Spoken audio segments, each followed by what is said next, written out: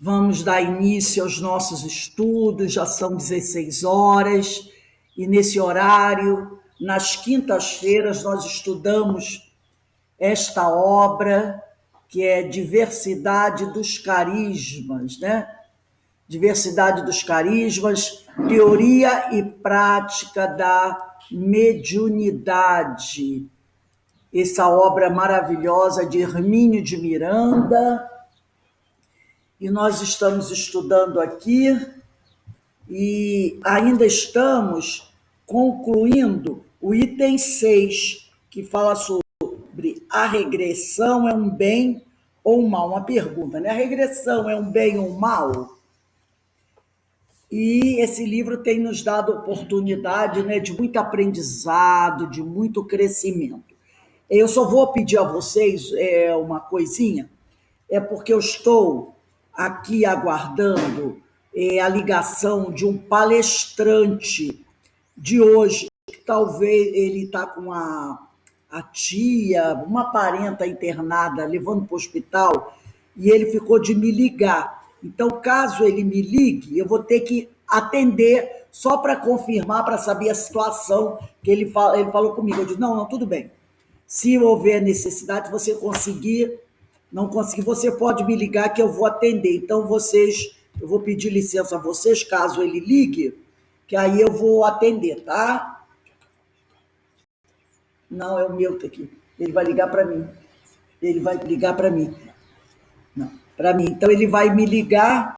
Se ele ligar e eu ainda estiver dando aula, eu vou dar a paradinha para atender, e vocês já sabem do que se trata. Mas antes de nós iniciarmos aqui o nosso estudo de hoje, nós vamos fazer a nossa prece, agradecendo a Deus, agradecendo a Jesus, a espiritualidade amiga, ao nosso querido irmão Francisco de Assis, o mentor espiritual da nossa casa, e a toda essa gama de espíritos amigos que conosco se reúnem para nos inspirar, para nos fortalecer, para estudar conosco, porque eles têm muito a nos ensinar. Então, é só agradecimento que temos a fazer, né? E na certeza de que o Pai, com a sua imensa misericórdia, envolve a todos nós, nos protegendo, nos dando condições para continuarmos a nossa caminhada, cada um de nós realizando o trabalho, cumprindo com a sua missão. E assim, Senhor, nós também queremos, nesse momento, lembrar de todos os nossos irmãos necessitados, nossos irmãos doentes, aqueles que estão sofrendo, sempre rogando para eles também a tua compaixão, a tua misericórdia, que nunca nos faltou. Muito obrigado, Pai, muito obrigado, Jesus, espíritos amigos, a Falange Francisco de Assis, por nos permitir manter essa porta dessa casa aberta para receber todos aqueles que aqui, de que necessitarem de um esclarecimento, de um consolo, de um amparo, de uma bênção, sejam nossos irmãos encarnados ou desencarnados. Envolvidos por essas bênçãos que caem do alto sobre cada um de nós, nesse momento, não importa onde estejamos, te pedimos amorosamente que nos permita iniciarmos o nosso estudo da tarde de hoje. Graças a Deus. Bem, meus irmãos, vamos iniciar nossa aula. E eu vou começar hoje um parágrafo acima de onde eu parei, só para que a gente possa pegar o lembrando do assunto, porque na semana passada eu encerrei lendo um PDF, mas eu não concluí o PDF, então hoje eu vou concluir, mas eu vou lê-lo novamente a primeira parte, da segunda a gente vai comentando. Mas aqui onde nós estávamos no livro, eu vou começar um parágrafo antes. Diz assim, não soube mais dela, porque o Hermínio estava tratando, falando de uma filha encarnada, né? Que de repente ela não suporta conviver com a mãe. Não sei se vocês estão lembrados.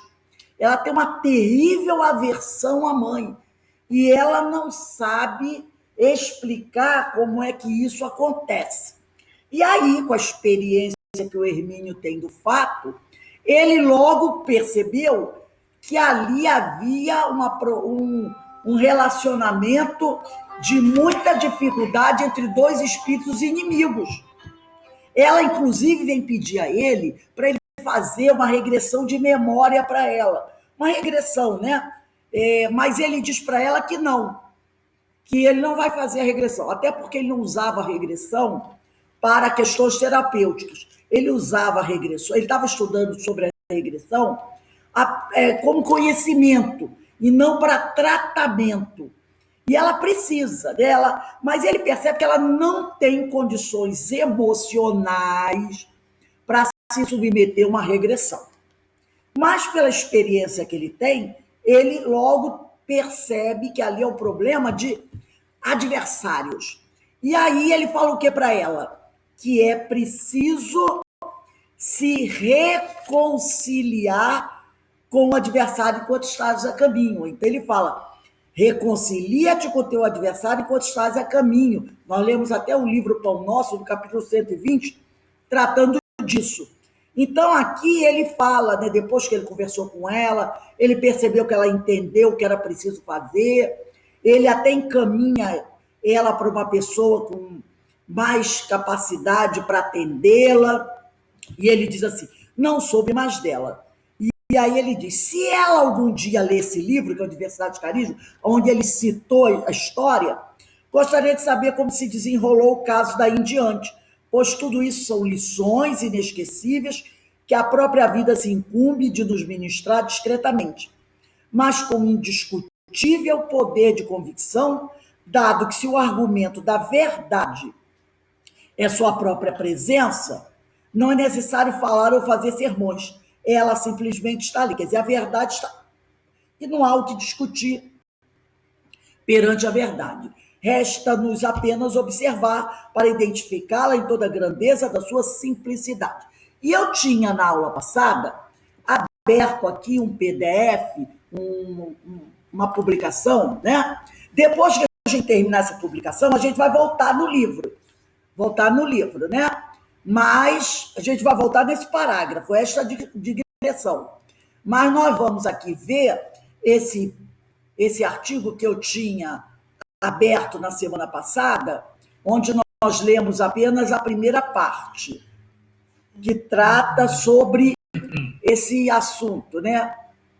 Aqui, reconciliação. Eu vou fazer a leitura rápida da primeira parte que nós estudamos na semana passada e depois a gente entra a estudar a segunda parte. Então, esse livro, O Evangelho Sem Mistérios,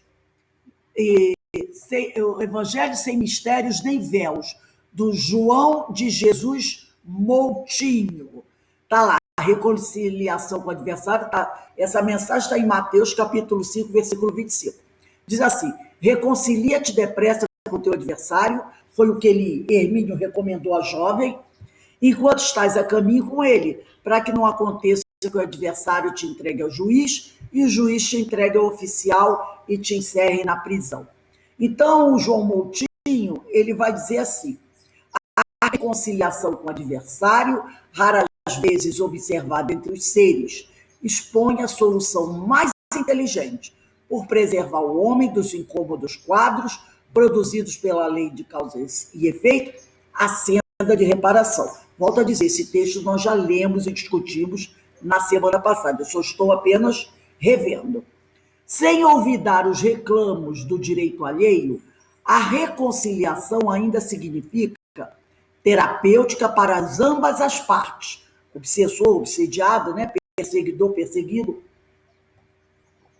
por exonerar o coração do ódio e dos sentimentos de vingança, origem das enfermidades espirituais e dos dramas de longa duração, considerando os efeitos colaterais atribuídos pelo ódio e pela obrigatoriedade da reparação. Lembrando que reparação é uma coisa obrigatória, denunciada nos parágrafos da Divina Justiça. A exemplo do imã que desfigura por envolver-se a limalha ou a sucata de ferro a que se manta, o ódio e a vingança igualmente evidenciam, por vezes, enfermidades ou mutações do corpo astral de que o espírito procura ocultar-se, a exemplo dos obsessores, dos gadarentos, que, visando esconder possíveis deformidades, pedem a Jesus para se ocultar entre os porcos. É aquela passagem do Evangelho que está em Marcos, capítulo 5, versículos de 1 a 13. Quem quiser rever isso com mais cuidado, é só ir lá na nossa página do YouTube e acessar a aula do dia 10 do 11, né? Do estudo que está lá. Estudando a mediunidade. É uma estradinha, né? Então, vai lá nesse link e busca a aula do dia 10. O divino terapeuta, por isso, sem desprezar os métodos curativos, determina a profilaxia recomendada ao paralítico de Betesda. Olhe que já estás curado. Não tornes a pecar a fim de que não te suceda o pior. Está lá em João, capítulo 5, versículo 14. Perdão, contudo, diz o João Moutinho, não significa exoneração do resgate imposto pela celeste justiça, considerando os prejuízos morais, materiais ou físicos que, por seu volume ou natureza, nem sempre são passíveis de resgate imediato e na mesma existência. Então, perdão não significa que exoneração do resgate. Perdão, como nós falamos, é o congelamento dos juros. Mas você tem que reparar os equívocos. Enquanto a vingança denota justiça em causa própria, eu quero me vingar, isso é uma justiça em causa própria, né? O ódio compreende estranhos emolumentos, quer dizer, lucros ou juros de elevados índices de que se exonera, liberta pelo perdão, conquanto apesar da dívida ser resgatada, ainda que mediante compreensível moratória ou por vezes mediante a caridade, o amor que cobre a multidão de pecados, que está na primeira carta de Pedro, capítulo 4, versículo 8. Então, né, ele diz aqui, expressando o perdão de faltas alheias, sem resgate, se a gente aceitar o perdão das faltas sem resgate, a confissão exclui o processo de reconciliação, como recomendado por Jesus. Porque se você aceita, tá, o perdão das faltas do outro, apenas porque o outro procurou o seu orientador espiritual,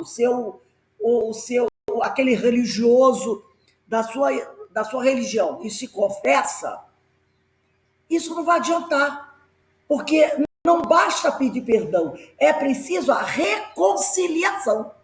O perdão apenas pela confissão auricular, sem o resgate, não tem valor.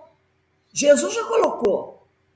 É pedir perdão e lá se reconciliar, tá? Porque se for assim, isso institucionaliza o crime, resultando, consequentemente, em quadros obsessivos, porque a pessoa age de forma enganada. Ela acredita que basta pedir, né, perdão ao padre sem precisar procurar a pessoa que foi ofendida. Entendeu? É preciso buscar. E essa pessoa que faz isso, acreditando que aquela criatura humana cheia de falhas pode perdoar os pecados dela sem a reparação, aí ela daqui a pouco está se equivocando novamente. E aí, ó, está só somando equívocos sobre equívocos, o que pode gerar quadros obsessivos de várias naturezas, que no lar, nos consultórios, nos sanatórios, reclamam o concurso de terapeutas, de médios, de instrutores espirituais, que mobilizam expressivos recursos no encalço da reconciliação, ainda que tardia, desatando velhos lianos de ódio, origem remota dos quadros obsessivos, ocultos ou declarados, que o orgulho, a incredulidade e a negligência relegaram para o terreno das futuras existências.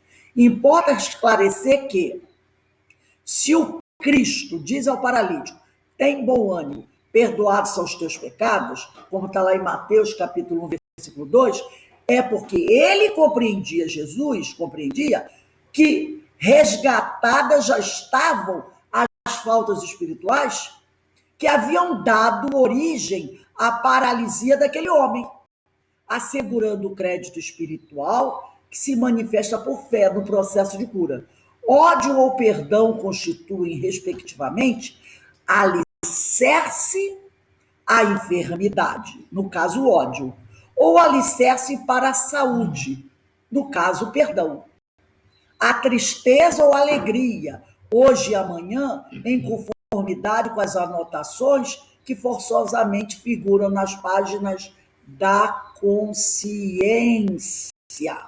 Não é? Então, o ódio também vai estar ligado à tristeza, o perdão, à alegria, né? Então, que a gente tenha, preste bem atenção nisso. E aqui a gente vai começar na segunda parte, onde nós não tínhamos estudado. Então, o João Moutinho vai dizer assim: se a terapêutica, quer dizer, o tratamento para a condição do ofendido repousa no perdão incondicional, por constituir-se de profilaxia aos diversos estados patológicos a que o ódio produz, pode-se admitir o imperativo de não figurar no quadro de ofensor, compreendendo-se o tributo que a celeste justiça impõe, ainda que perdoado pelo ofendido. Então, olha só, se a terapêutica para a condição do ofendido, né, para o tratamento do ofendido, repousa no perdão incondicional, então eu fui ofendido. Então eu tenho que perdoar de forma incondicional, né? Aquele que vem me pedir perdão. Então, se a terapêutica para a condição do ofendido repousa no perdão incondicional, por constituir-se de profilaxia aos diversos estados patológicos a que o ódio conduz, pode-se admitir o imperativo de não figurar no quadro do ofensor, compreendendo-se o tributo que a celeste justiça impõe, ainda que perdoado pelo ofendido. Então, o ofensor pode simplesmente não estar nem aí. Não está nem aí. Agora, você que foi ofendido, você tem que perdoar.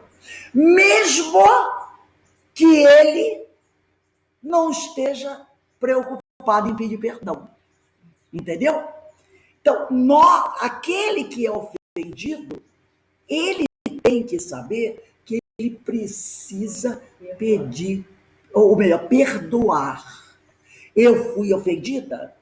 Não importa se aquele que me ofendeu vem me pedir perdão. Não importa. Eu tenho que perdoar. Eu não posso guardar ódio. Porque como nós vimos aqui, na página anterior, olha o que ele diz aqui. Ele diz aqui, ó, ódio ou perdão constituem, respectivamente, alicerce à enfermidade ou à saúde. Alicerce à tristeza ou à alegria. Hoje e amanhã. Entendeu? Hoje ou amanhã, ódio ou perdão são alicerces para a enfermidade ou a saúde ou para a tristeza e alegria. Se eu continuar odiando aquele que me ofendeu, eu estarei hoje e amanhã construindo alicerces para a tristeza e para a enfermidade. Então, quem é que tem que se preocupar com o perdão? É o ofendido. Se o ofensor vem pedir perdão ou não, é problema dele. Não é problema meu. Eu não posso guardar ódio. Entendeu? Por isso é que quando perguntaram para Gandhi se ele já tinha perdoado ninguém, o que ele falou? Eu nunca precisei perdoar ninguém. Aí o pessoal ficou, o quê? E se eu nunca me senti ofendido? Então, eu não guardo raiva de ninguém. Eu nunca me senti ofendido. Então, não tem problema. Então ele diz aqui, se a terapêutica para a condição do ofendido repousa no perdão incondicional, por constituir-se de profilaxia aos diversos estados patológicos a que o ódio conduz. Quer dizer, pedir perdão, ou melhor, perdoar o ofensor, é me prevenir de estados patológicos que o ódio, entendeu, conduz. Quando eu não guardo raiva e perdoo as ofensas, eu estou me prevenindo de doenças, ou nos dias atuais e no futuro. Porque as doenças do passado, essas, ó, eu já adquiri. Agora eu tenho que tratar delas. Porque eu não tenho como evitar a doença do passado, que eu adquiri por não perdoar. Essa dançou. Eu tenho só que corrigir. Agora, eu posso evitar a doença de hoje e a doença de amanhã, perdoando as ofensas. Lembra a oração do Pai Nosso? Perdoai as minhas ofensas, assim como eu perdoo aos meus ofensores. Não é? Então é aí que está. E aí ele diz, porque o ódio sempre vai ser o alicerce da doença, da tristeza, da depressão. Então ele diz aqui, pode-se admitir o imperativo de não figurar no quadro ofensor.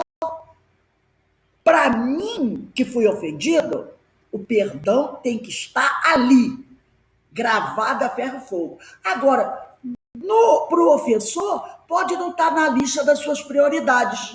Pedir perdão. Entendeu? Ele pode achar que o que ele fez é absolutamente natural. Então, não consta lá na lista dele pedir perdão, compreendendo-se o tributo que a celeste justiça impõe, ainda que perdoado pelo ofendido. Então, ao ofensor, há um tributo que a celeste justiça vai impor, mesmo que o ofensor tenha perdoado a ele. Ele vai ter que pagar o tributo de ter praticado a ofensa. Ele praticou a ofensa, ele tem que pagar por isso. Mesmo que alguém o tenha perdoado. Porque não é porque alguém me perdoou da minha ofensa que eu estou de cara limpa. Não. Eu tenho que reparar o erro que eu cometi. Aí ele continua aqui. É tão significativo o processo de reconciliação que Jesus, olha só que interessante, quando a gente começa a analisar os ensinos do Senhor, que Jesus assegura sua presença, a presença dele, onde 2 ou 3 pessoas se reunirem com tal propósito. Está lá em Mateus capítulo 18, versículo 20. Amparado nas enganosas liturgias de perdão e aceitando a morte física por definitiva extinção da vida, o homem despreza o direito alheio, a quem fere e prejudica sem escrúpulos, para ser surpreendido em futuras vidas por significativo karma oriundo de pretéritas faltas sem resgate, emblema de cadáveres insepultos, porque é da lei que aos autores dos crimes, também admitidos por mortos, compete reparar suas faltas, dando sepultura a seus espectros. Está lá em Mateus capítulo 8, versículos 21 e 22. Não está aqui, né? Então, nós vamos encontrar... Pega ali para mim, por favor, o Evangelho. É só levantar essa ali. Deita isso, por favor. Pega para mim. Nossa, só levantar. É, o Novo Testamento. Obrigada.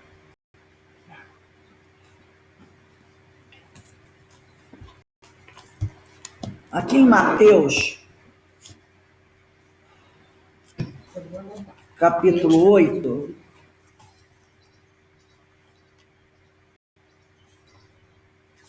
versículo 21 e 22, diz assim,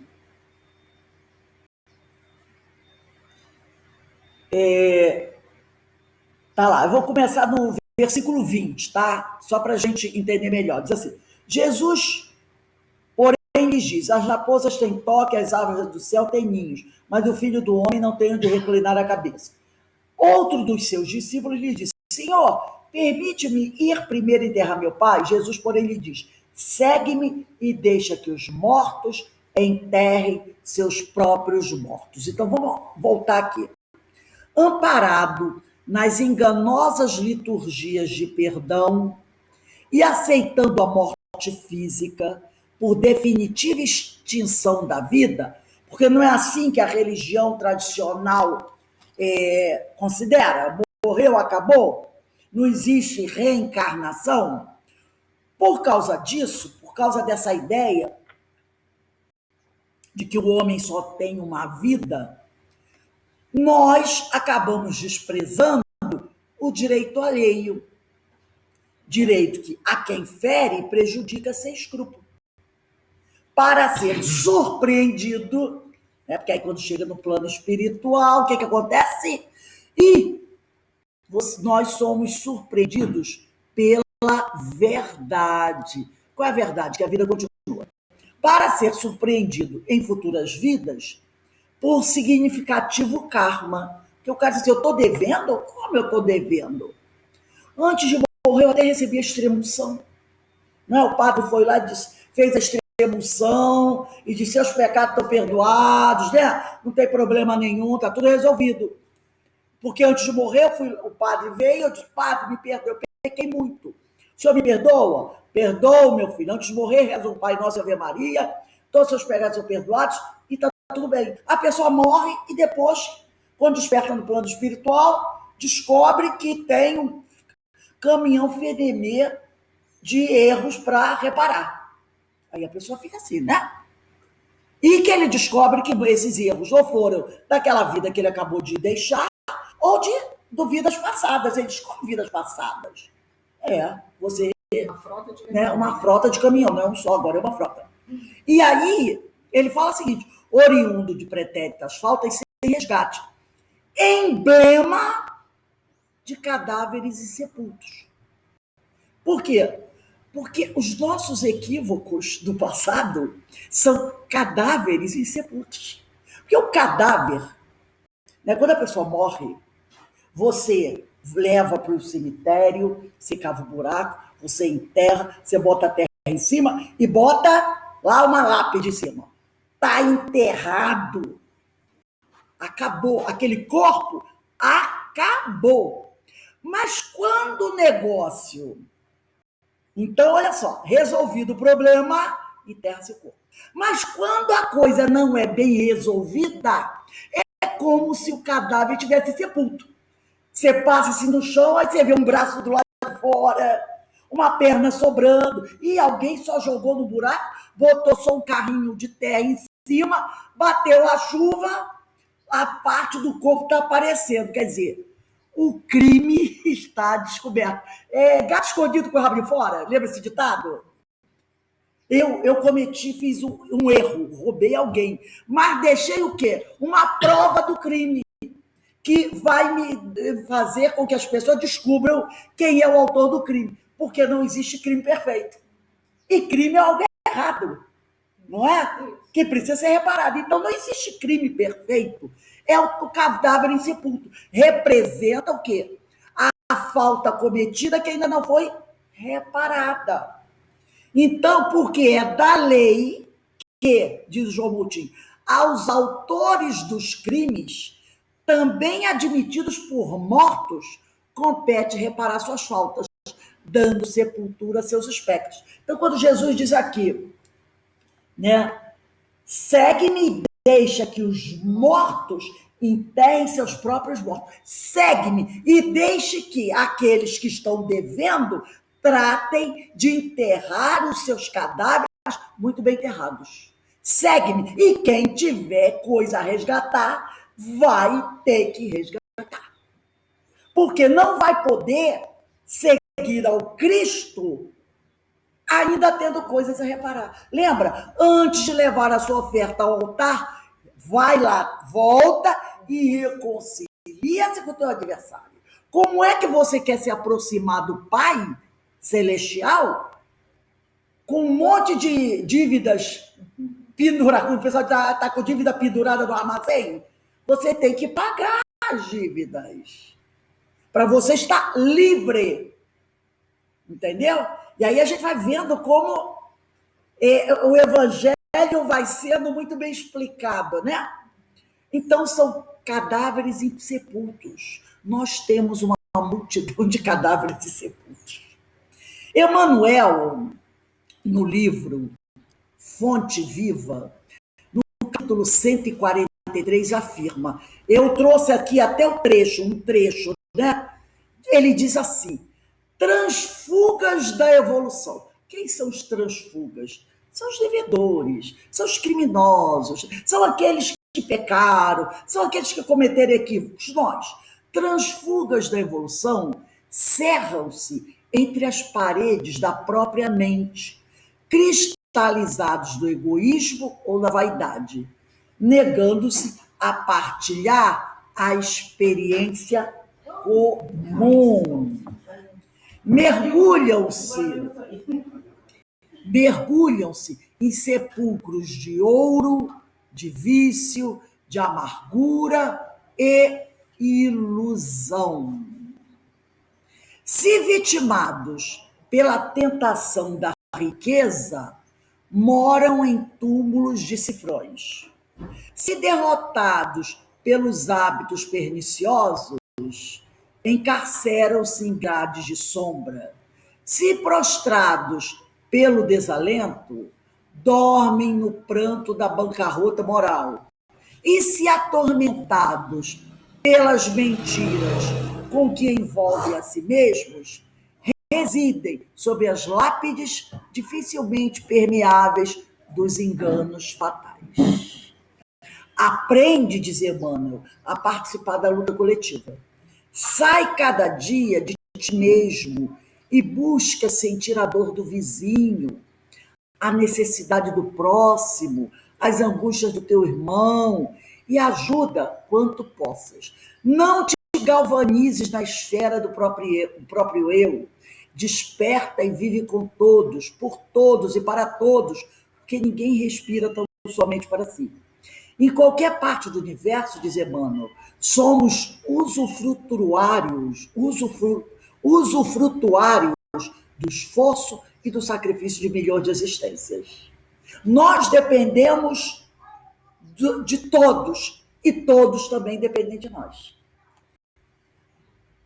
Aí ele diz, cedamos algo de nós mesmos em favor dos outros, pelo muito que os outros fazem por nós. E aí o João Moutinho continua.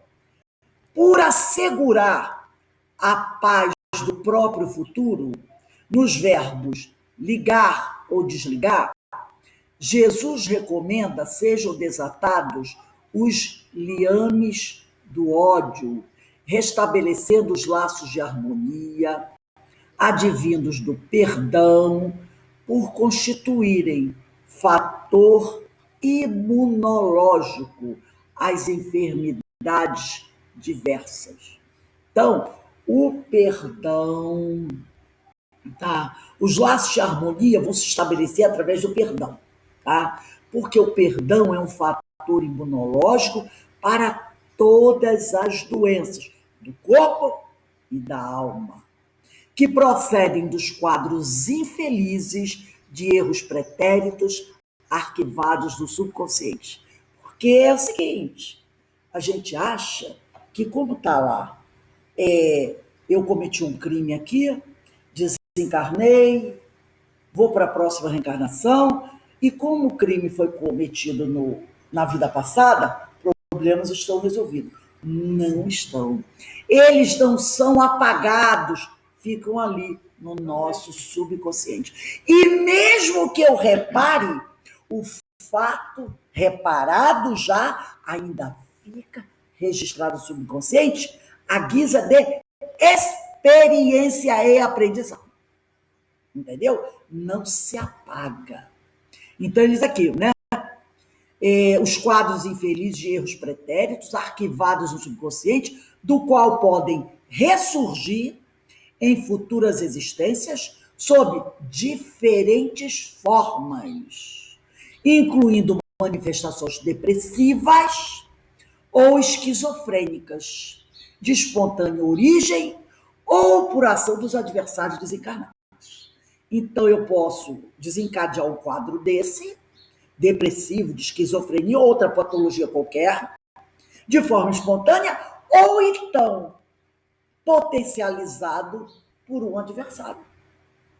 Se a reconciliação, ainda que por vias de compreensiva indenização, compreende profilaxia, pode-se assegurar que a legítima imunidade aos quadros de enfermidade ou às adversidades por vir repousa na prática exclusiva do bem.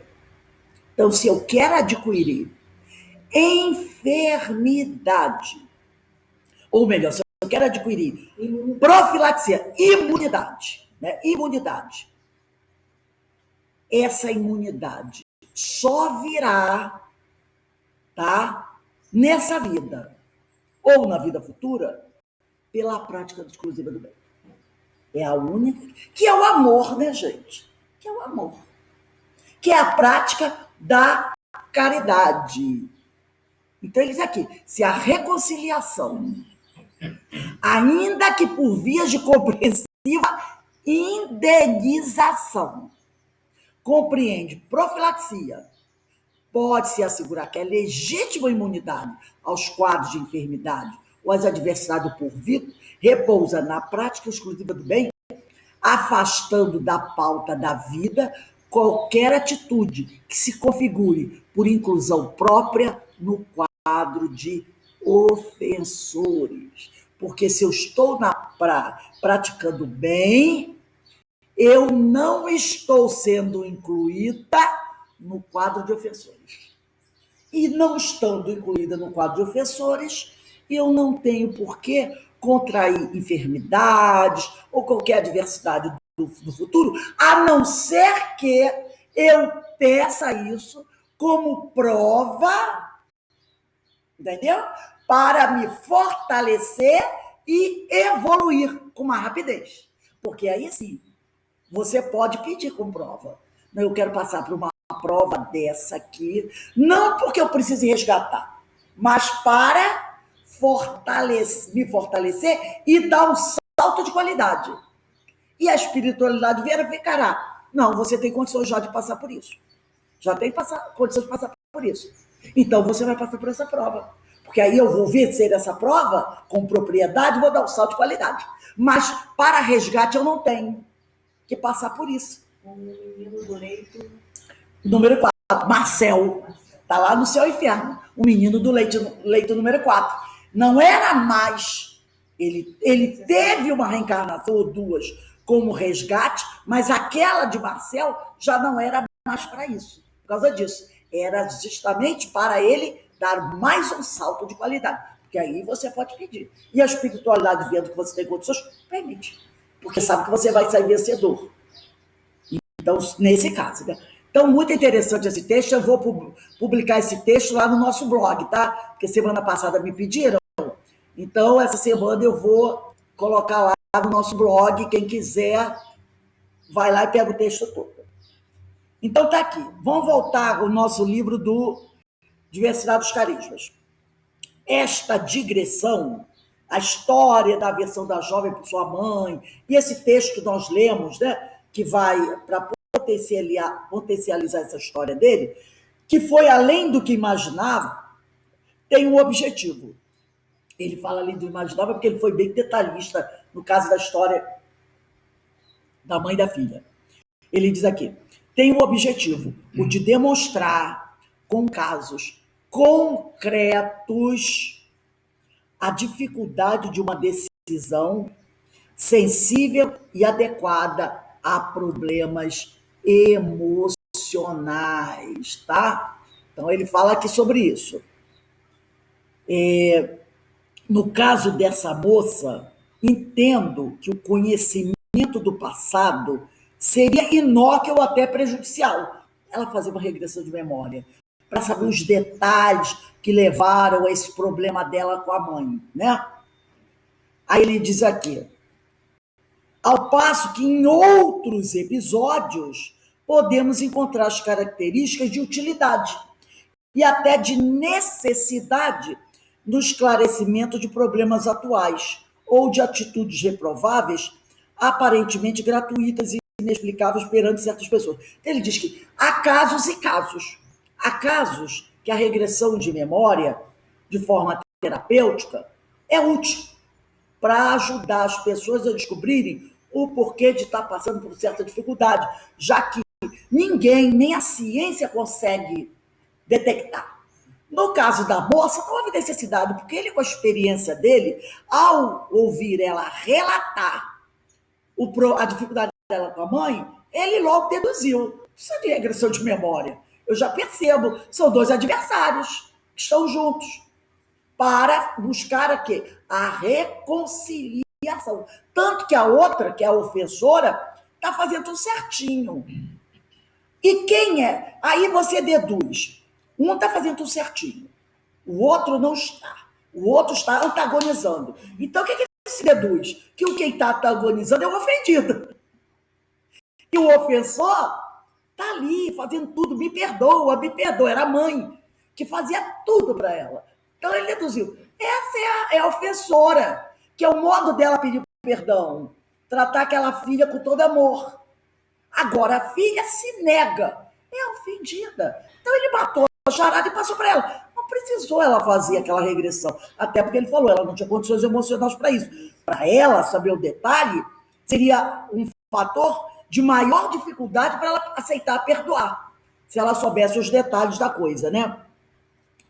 Então, ele diz aqui, ele continua. Vimos há pouco um exemplo desses na versão de Regina. Aí ele já voltou a Regina, por determinada moça, que não hostilizava, né? Que foi aquela irmã dela, nem lhe causava contratempo algum. A regressão, aliás, espontânea, como vimos, embora assistida por espírito amigo, serviu-lhe para mostrar que a culpada era a própria Regina. Porque a moça casou, primeiro porque naquela época a irmã mais velha tinha que casar primeiro que a irmã mais nova. Porque se a irmã mais nova casa e a irmã mais velha não casa, vai ficar mais difícil para a irmã mais velha casar. Naquela época tinha esse negócio. E a moça, também preocupada em não ficar solteira, entrou naquela. Até porque o pai, ela querendo ou não querendo, o pai ia casar do mesmo jeito, né? Então a moça não cometeu, aquele espírito, nenhuma ofensa capital contra ela. Mas a reação dela, ao se sentir preterida, ao se sentir, né, desprestigiada, foi terrível. Então, naquela situação, ela foi a maior culpada e cometeu aquele crime absurdo, imperdoável, injustificável, podemos dizer, e ela não estava disposta a perdoar a outra, até porque, passado quase 5.000 anos, ela ainda continuava tendo raiva da mulher, sem ter noção do crime. Então, no caso dela, houve necessidade dela fazer regressão de memória para ela despertar. Porque ela só dizia que a outra me tirou o homem amado. A outra me tirou o homem amado. E ela não cai em si. Então, ele disse assim, você não cai em si? Então, agora você vai ver por que a situação está desse jeito. E mesmo assim, não deixou ela ver os detalhes, mas ela deduziu porque ela era inteligente, né? Ela é que destruíra a vida de suas filhas, né, das filhas da moça, em um irracional acesso de ciúme e revolta, mostrando, né, o perigo de certas paixões. Porque a pessoa, muitas vezes, levada por aquela paixão, ela comete atos lastimáveis. A gente vê todos os dias aí, nos jornais da televisão, as questões dos feminicídios que tem, não é? Pessoas que matam a outra pessoa que elas dizem amar na frente dos próprios filhos. Teve um caso terrível que a própria filha, a menina de 9 anos, vendo que o pai ia matar a mãe, se jogou na frente da mãe para impedir que o pai matasse a mãe. Mesmo assim, ela não conseguiu. Ele cometeu o ato criminoso. A filha pediu, pelo amor de Deus, se jogou na frente da mãe. Ele tirou a filha e cometeu na frente daquela filha. E não foi um caso esse mês, já foram 2 casos assim, na frente dos filhos. Aí depois, quando a criatura é presa, aí ela começa a chorar e dizer que ela cometeu um crime terrível, que ela estava tomada, deu um negócio nela, que ela estava totalmente desequilibrada, que ela está arrependidíssima, porque o que esses filhos vão... Qual o sentimento desses filhos por esse pai ou por essa mãe que os deixou órfãos e terão que ser criados por outra pessoa, que a gente nem sabe se tem família que possa cuidar de forma adequada, e se não tiver vai ter que ir para uma adoção, porque o pai está preso, a mãe está morta, e aquela criança fica ali desamparada, criança de 2, 3... Qual é o sentimento que ela vai ter para aquele que cometeu o crime?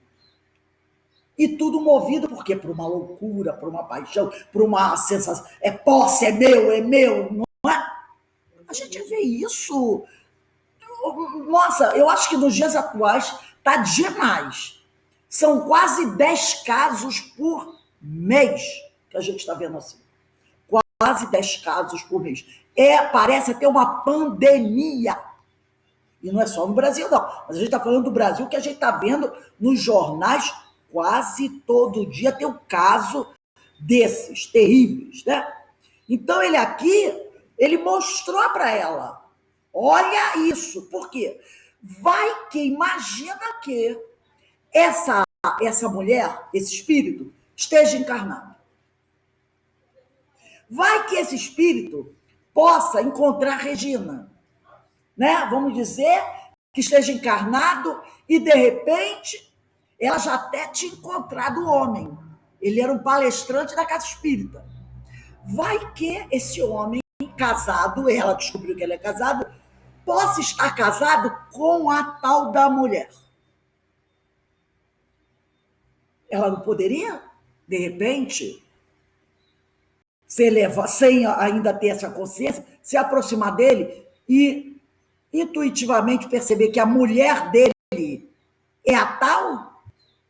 E aí ela poderia ali, ainda levada por aquela loucura que a envolveu em várias reencarnações, cometer um crime novamente contra aquela mulher? Então eles vão parar com esse negócio agora, né? Vamos parar com esse negócio. Afinal, ela já tinha algum merecimento. Então eles vamos dar um basta aqui, vamos parar com esse negócio aqui. Você vai ver que você não é inocente, você não é vítima nenhuma. Vítima, se tem aqui, foram as filhas dela que você matou.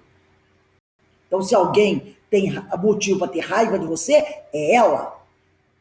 Porque o que você passou não pelo menos naquela época, não justifica matar 2 crianças inocentes. Então, ela cometeu esse crime em irracional acesso de ciúmes e de revolta. Mesmo neste caso, no caso da Regina, porém, o dramático impacto da realidade teve de ser atenuado para não causar novos conflitos. Então, olha só como essa questão da regressão de memória é uma questão delicada. Vejam só, Regina era uma médium muito bem preparada, não é? Nós vimos aqui que ela é capaz de fazer um monte de regressão de memória. Mesmo assim, o orientador espiritual dela não achou conveniente que ela visse a cena fatal. Só fez perceber o que ela tinha feito. Mas a cena fatal, ele não deixou que ela visse, para não causar uma culpa, um remorso nela, que poderia ser prejudicial a essa reencarnação. Agora, você imagina uma pessoa que não tenha o preparo mediúnico da Regina, fazendo uma regressão de memória e se deparando com algo parecido com isso. O problema grave que pode ocorrer. Porque, como nós falamos, abriu uma caixa de Pandora. Se abriu, você não sabe o que pode sair dali. Então, ele fala, essas questões de terapia de vidas passadas têm que ser realizadas por pessoas muito bem preparadas. Quando a necessidade for realmente verdadeira, tem que se tentar de tudo antes. Tá? De tudo antes. Antes de você ir a esse ponto. Porque não se sabe se a pessoa, por mais bem preparada esteja, está realmente em condições de se ver numa situação terrível, praticando um ato extremo. Então ele diz aqui, né? Por isso que, apesar dela ser super bem preparada, eles não deixaram ela ver a cena fatal, para não causar novos conflitos. Daí a razão pela qual a cena final com as meninas, diz o Hermínio, foi cuidadosamente desmagnetizada da memória de vigília do consciente, mas não foi apagada do subconsciente. Tá lá. Mas da memória de vigília, aí sim, foi desmagnetizada.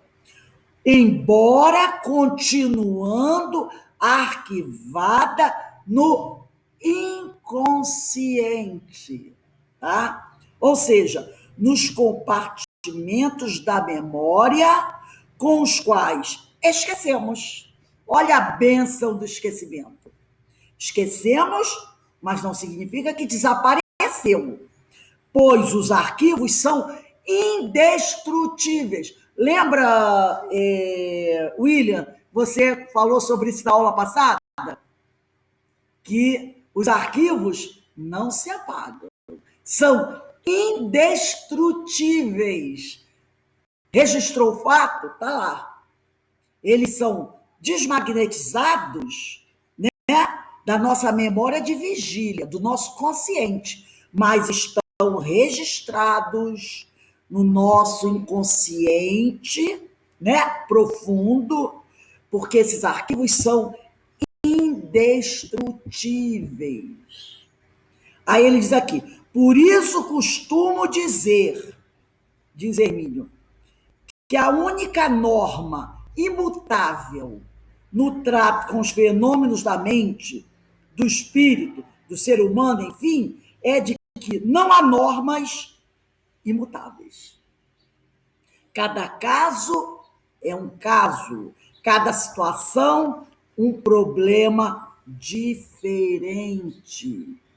Então, nós não podemos dizer assim, Verinha tem um problema gravíssimo que nenhum médico conseguiu detectar, na casa espírita não conseguiu detectar, então ela foi procurar um terapeuta, e o terapeuta recomendou uma regressão, é um terapeuta especializado, com muita responsabilidade, ela foi lá, fez o tratamento, problema resolvido.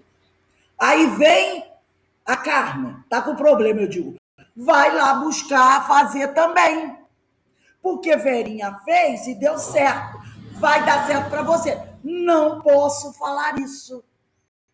Cada caso é um caso. É igual a duas pessoas que têm o mesmo problema de saúde. Aí um médico dá um remédio X para um e Y para o outro. Aí a pessoa, né, que adora se automedicar, eu tô com problema. Você também não estava com esse problema ontem, Denise? Estava. O que você tomou? Eu tomei. Vou comprar e vou tomar também. Aí a pessoa se arrebenta. Se arrebenta. Porque ela tem um organismo, um metabolismo diferente do outro. Não é porque nós duas estamos gripadas que podemos tomar o mesmo remédio. Mas nós adoramos fazer isso, né? Aí vai lá, né? Ou então a televisão está anunciando um remédio que vai resolver o problema. Aí você compra. É tão bom o remédio que quando o cara vende para você um pote, você ganha 3. Não é assim? Compre um e leve de brinde 3. Aí o cara paga uma nota e recebe aquele pacotão com 3, né, embalagem. Porque o cara cara disse que aquele remédio é bom para tratar dos problemas de artrose. Aí dizer, olha, mas é isso que eu estou precisando. Aí o cara fala que o remédio é assim, assado, né? E nós estamos com a promoção. É só hoje a promoção. Compra um e ganha 3. Aí você compra. Aí você topa. É erva, não sei o que vem lá da China, não sei, foi captada, não, tu nem sabe que erva é aquela. Porque tem gente que acha que por ser erva, tá tudo bem. Erva não faz mal. Eu tenho uma amiga que ela adora chá, é viciada em chá. Aí ela diz assim para mim, Rose, eu adoro tomar chá, eu tomo chá de tudo. Eu digo, eu vou lá no Mercado de Madureira com um monte de chá. Aí eu pego a panela, boto água, boto a erva dessa, a erva daquela, ela mistura 4, 5 ervas. Aí faz um chazão de 4, 5 ervas. Aí ela pega a erva cidreira com erva daquilo, com erva daquilo, com erva daquilo, coloca ali, faz aquele chazão e toma. Eu falo, você é maluca? Você está pensando que erva não pode matar? Não, que mata o quê? Claro que pode. Então ela mistura um monte de mato, erva, que ela diz que são boas, e coloca, ferve e depois ela toma um super chá. Entendeu? Então é aquela coisa. Não é assim.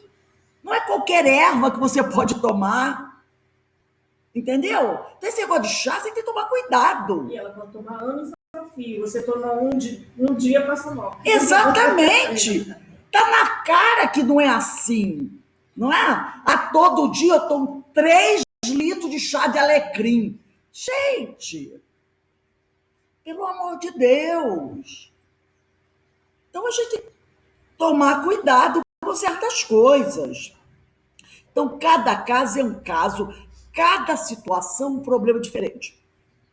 Eu trouxe aqui um outro caso para a gente mostrar como a questão da Regina é complexa.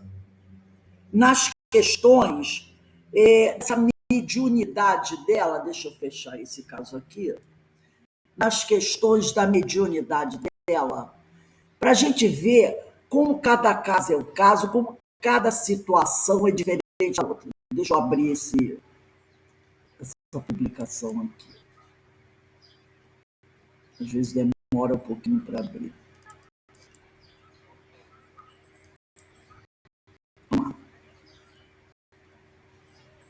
Olha só, é o capítulo do livro, que eu já tinha até falado desse livro para vocês, do Hermínio de Miranda, Condomínio Espiritual.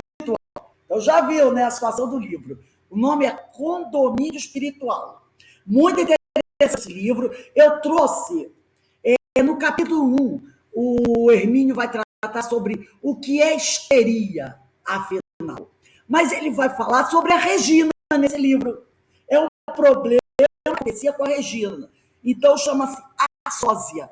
E a continuação desse tema vai levar para a questão do condomínio espiritual, que eu não trouxe aqui. Eu trouxe apenas esse trecho para a gente ver mais uma peculiaridade da mediunidade da Regina.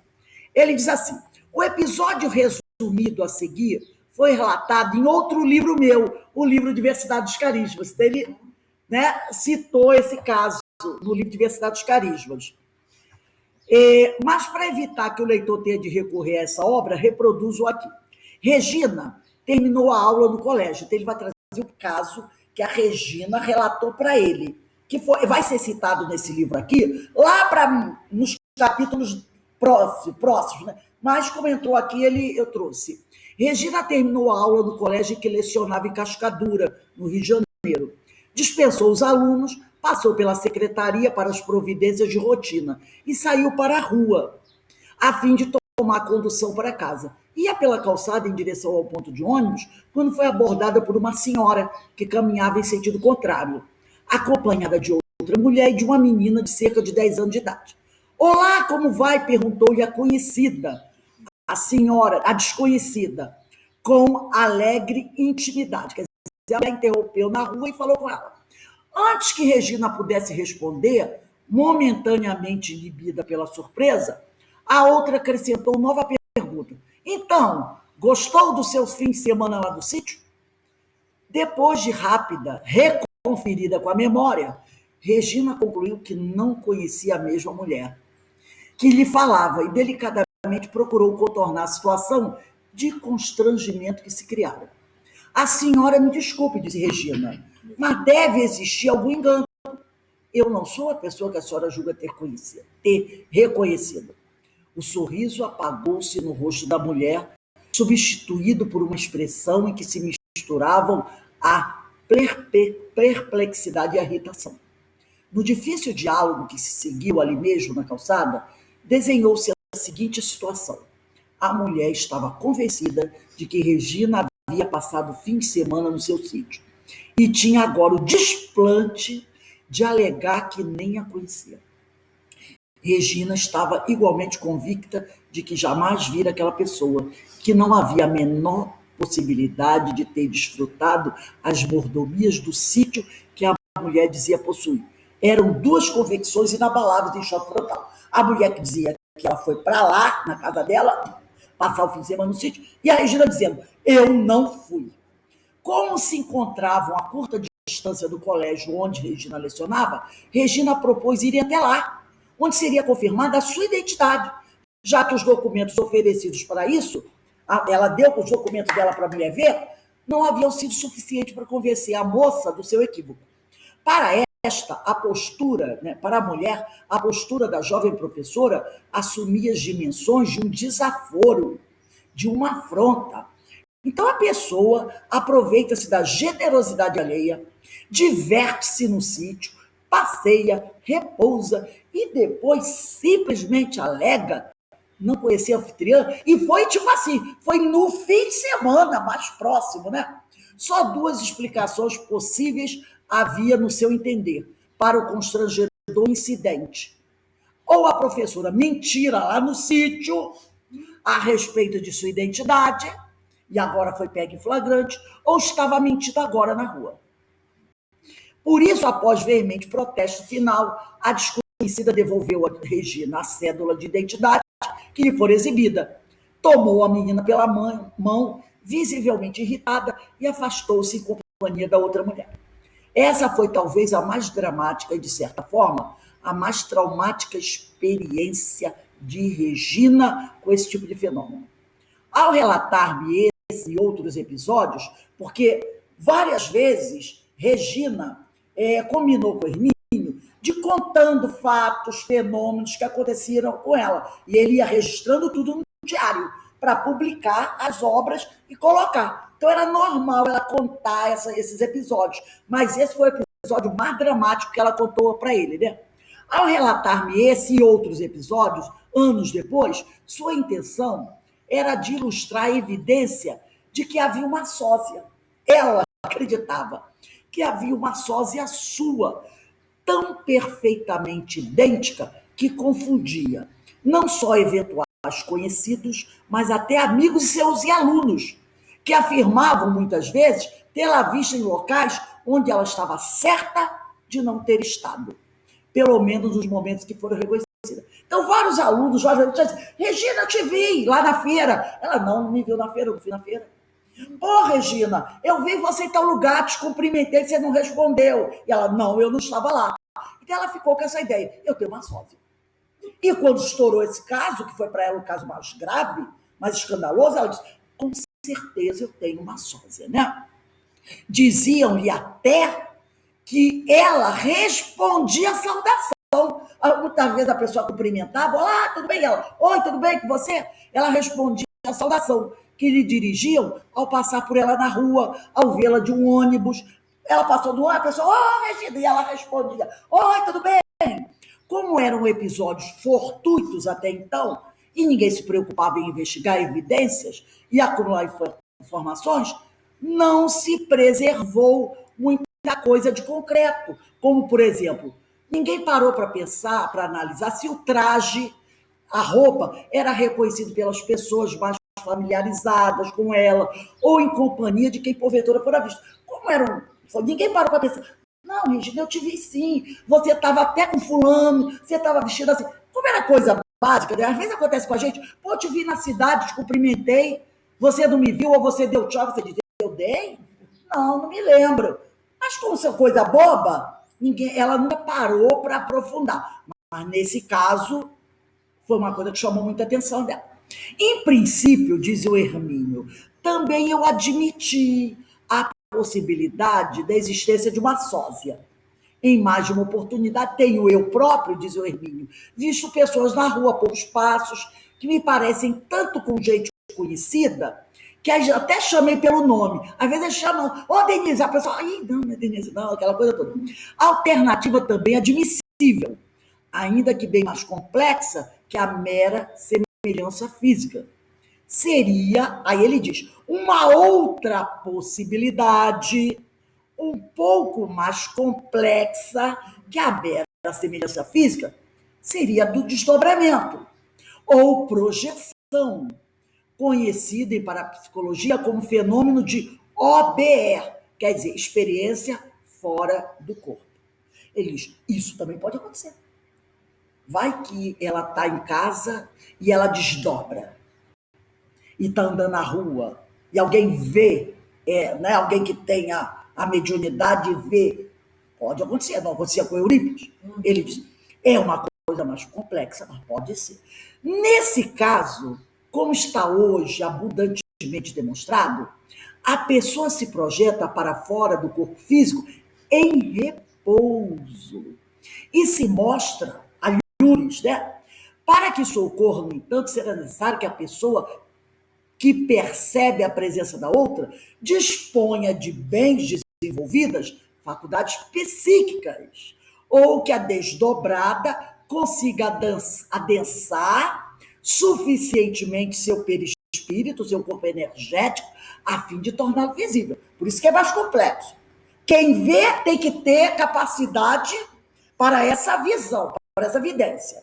E o médium que está desdobrado, ele tem que ter a capacidade no desdobramento de adensão ao perispírito, o que às vezes não tem. Às vezes a pessoa desdobra, mas não tem capacidade de adensar o perispírito de tal modo que possa ser visto. É o que acontece com a maioria. Todos nós desdobramos, mas nem todos temos a capacidade de adensar o nosso perispírito para ser visto por alguém. Entendeu? E nem todo mundo tem a capacidade de ver. Tem que ter uma mediunidade específica. E aí ele diz aqui, ou que a desdobrada consiga adensar suficientemente seu corpo energético a fim de torná-lo visível, né? Então, deixa eu voltar aqui que opa, que avançou um pouquinho aqui. Diz aqui, visível. Aí, essa hipótese exigiria considerável esforço de credibilidade. Ainda mais porque os fenômenos estariam ocorrendo à plena luz do dia e nenhuma evidência recolhida sobre o estado de repouso e relaxamento do projetor naquele momento em que é visto a lures à distância. Com isso, a hipótese da sócia seria mais econômica, seria mais fácil de você aceitar, do ponto de vista experimental. Em verdade, nenhuma delas me satisfazia. O Hermínio diz, nem a sósia, nem a história do desdobramento. Tá? De vez que mesmo a teoria da sósia exigia elevada dosagem de boa vontade para admitir-se que a dona do sítio tinha se enganado de modo tão irreparável a identificar Regina como sua hóspede. Conversar com ela e dizer, não, foi sua sósia que foi lá. Né? Conversar com a mulher, falar com a pessoa e dizer, não foi você que esteve lá. E ela dizer, não foi minha sósia. A mulher, não foi minha sósia. Eu estou vendo você, estou conversando com você. O som da sua voz é o mesmo. É o mesmo. Como é que pode isso? Né? É muita forçação de barra, né? É difícil acreditar que depois de passar um fim de semana com alguém, a gente possa confundir essa pessoa com outra somente porque se parecem. O episódio ficou assim, pelo menos a Regina, arquivada da memória como algo insólito, suscitado por extraordinária semelhança física sua com uma pessoa que lhe era totalmente conhecida. Para ela foi sósia e ficou assim. Foi num desses longos documentos pessoais que ela escreveu para mim que encontrei o fenômeno das ausências. que ela começou a contar outro fato, onde ele encontrou o fenômeno das ausências, né? O fenômeno, ou seja, perda temporária de consciência ao caminhar pela rua, viajar de ônibus ou encontrar-se em tarefas que pouco exigem da atenção e acabam como que automatizadas, da mesma forma que o voo por instrumentos computadorizados das modernas aeronaves. Libera o piloto para outra atividade. Bota lá no piloto automático, ele vai fazer outra coisa. Segundo seu relato, tornara-se comum, certa época, encontrar-se ela em lugares diferentes e distanciados daqueles em que deveria estar naquele momento. Isso, de certa forma, explicava e também complicava o testemunho de pessoas que afirmavam tê-la visto em locais onde conscientemente ela tinha certeza de não ter estado. O incidente, algo perturbador, ficara registrado, ainda que isolado, como que solto de qualquer conotação casual. Certa vez, quando ela deu conta de si, Regina verificou que acabara de contratar uma professora de piano, que seus parcos rendimentos, quer dizer, poucos rendimentos, que era professora, ganhava pouco, não seriam suficientes para remunerar. Mais grave do que isso, contudo, era o fato de um dia ela se encontrar, de repente, na casa da professora. Ela, tipo assim, despertou onde ela estava. Na casa da professora, em local desconhecido, tanto que não sabia como sair e como tomar condução de volta à sua casa. Como é que ela fora parar daquele lugar? Era tal das ausências que ele encontrou em outros relatos dela. E aí ele vai tirar uma conclusão da questão do sítio. Estaria perdendo o controle de sua própria mente? Seria aquilo um indício de emergente alienação? Em pânico, Regina procurou um psiquiatra. Não foi uma experiência muito feliz, essa. Alguns componentes desse desencanto ficaram documentados seriamente no meu livro, há pouco citado, que é a Diversidade dos Carismas, que a gente vai ver mais à frente. É certo que anos depois, ao preparar meu pedido, seu relato, ela ainda considerava correta a sua teoria de sósia, como a batizei, a sósia, tanto que esse capítulo é como a sósia. Juntando, porém, as pontas soltas, ele, Hermínio, na sua pesquisa, e confrontando suas informações com as colhidas na literatura especializada, pareceu-me entrever na problemática da amiga Regina os contornos de um caso de múltipla personalidade. O assunto constituía antigo interesse meu, ainda mais que se revelaram nela, posteriormente, bem definidas faculdades mediúnicas. Então, ele, Hermínio, chegou à conclusão que a Regina, ela tinha também questões de dupla personalidade. Que personalidades seriam essas? Personalidades, talvez, de vidas passadas. Porque desse livro, Condomínio Espiritual, e tem um outro livro também do Palhano Júnior, eles vão tratar sobre isso. Tem até... Oi? Ele tem um livro chamado O Enigma e o Estigma, o Hermínio, que trata só de multiplicidade de personalidade. Então, ele começou a detectar nela essa questão, porque aí sim a questão do sítio estaria explicada. Uma personalidade que se apresentou com outro nome, entendeu? Porque quando a mulher olhou o documento, Regina, não foi esse nome que a mulher conheceu lá. Foi outro nome que ela deu, mas era ela. Então, essa questão aí do piano, essas ausências, era alguém que queria tocar piano. Tem até um filme que eu recomendo a vocês, chamado As Três Faces de Eva. É um filme muito antigo. Muito antigo, tá? Procure As Três Faces de Eva.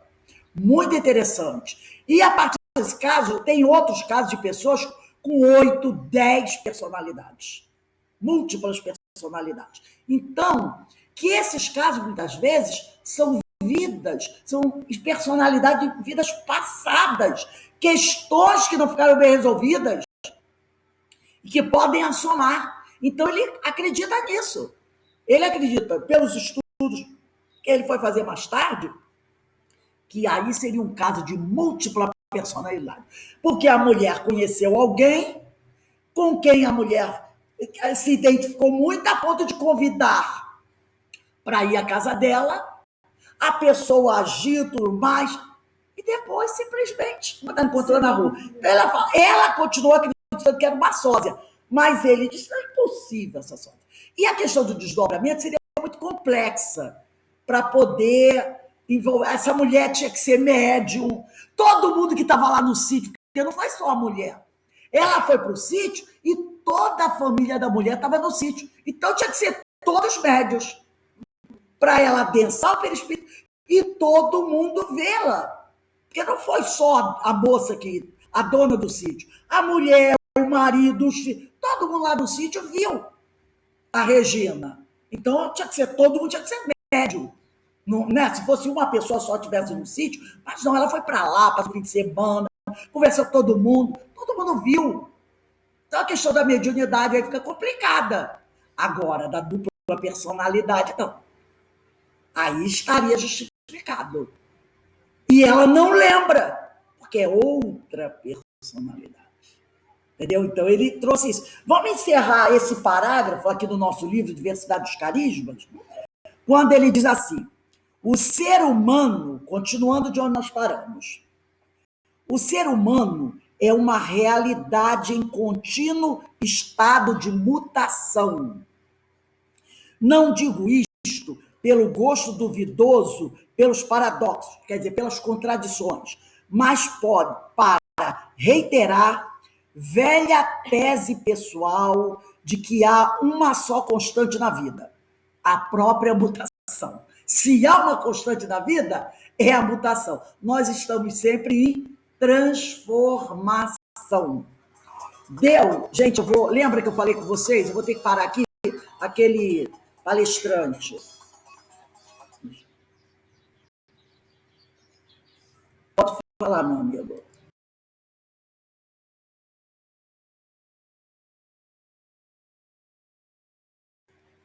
É porque eu falei com os amigos que o nosso palestrante estava com problema com a tia dele, que ele teve que levar para o hospital, porque ela está com pneumonia, e foi assim uma coisa que aconteceu de repente. Mas ele veio confirmar que ele vai participar da palestra, graças a Deus. Né? Então, o que ele diz aqui? O ser humano é uma realidade em contínuo estado de mutação. Não digo isto pelo gosto duvidoso pelos paradoxos, contradições, mas para reiterar a velha tese pessoal de que há uma só constante na vida, a própria mutação. Deu para entender? O doce mistério das palavras. Como é difícil falar sobre o infalável. Né? Como é difícil falar sobre o infalável. Então, a gente vai para aqui. Dia 24, a gente começa nesse ponto aqui, né? E a gente vê como é interessante o caso da Regina, né? Ela traz vários tipos de questões que a gente tem que se preparar, porque a qualquer momento a gente pode se deparar com uma situação como essa. Né? A gente pode se deparar com uma situação como essa. Então, para a gente não ficar falando, isso é impossível, isso não pode acontecer. Não, essas coisas podem acontecer. Como ele diz, né? Nós estamos em constante mutação. E outra coisa, a nossa mente, gente, que é mistério mais complexo do que a mente humana? Não existe, né? Não existe. A mente humana é uma coisa extraordinária. Alguém gostaria de falar alguma coisa? Não? Então, tudo bem. Nós vamos encerrar aqui o nosso estudo de hoje. Quando for 17h35, nós retornamos, porque hoje tem o estudo dos ensinos de Jesus. A Denise vai dar aula hoje sobre os ensinos de Jesus. E o tema, Denise, é coloque o de Jesus com Nicodemos? Sim. Coloque o de Jesus com Nicodemos. Lembra aquela conversa? Mestre, será que eu vou ter que entrar na barriga da minha mãe novamente para nascer de novo? E o mestre falou para ele, mas você é doutor e não sabe dessas coisas? Então, esse é o nosso ensino de hoje, tá bom? Então, vamos dar uma paradinha, agradecemos a Deus essa oportunidade de conversarmos sobre esses temas tão ricos e tão interessantes. Que Deus nos abençoe e nos fortaleça sempre, tá bom? Vamos dar a nossa paradinha, 15 minutinhos, daqui a pouco a gente está de volta.